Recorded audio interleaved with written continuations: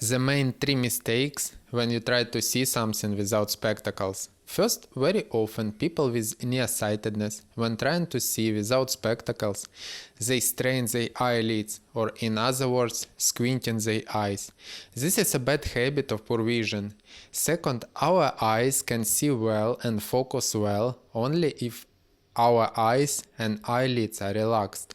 Under pressure, eye muscles cannot relax to just focus to a different distance or different object.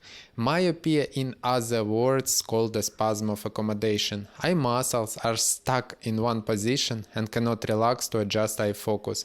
It's like, for example, bending a hand with a dumbbell and holding it for 1 hour until the muscles get spasmodic and cannot relax. Third, rare blinking causes tiredness of the eyes and retina. Dry eye syndrome can appear without blinking. Soft blinking every second is one of the most important ways to improve vision and eye health.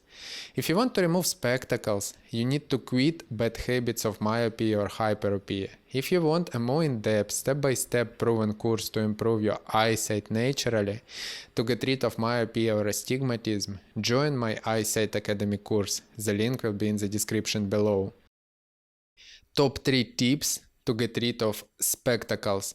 First, just give your eyes a little rest to reduce the spasm of accommodation, at least every minute. Close your eyes for a few seconds and feel how your eye muscles relax and relieve strain from your eyeballs.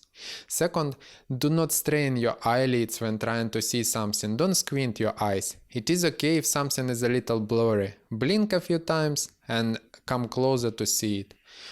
Third, learn how to blink softly and every second. It will help your eyes to recover, to relieve eye strain. Blinking is the most important exercise to learn to improve vision naturally. It is very easy and you can do it everywhere.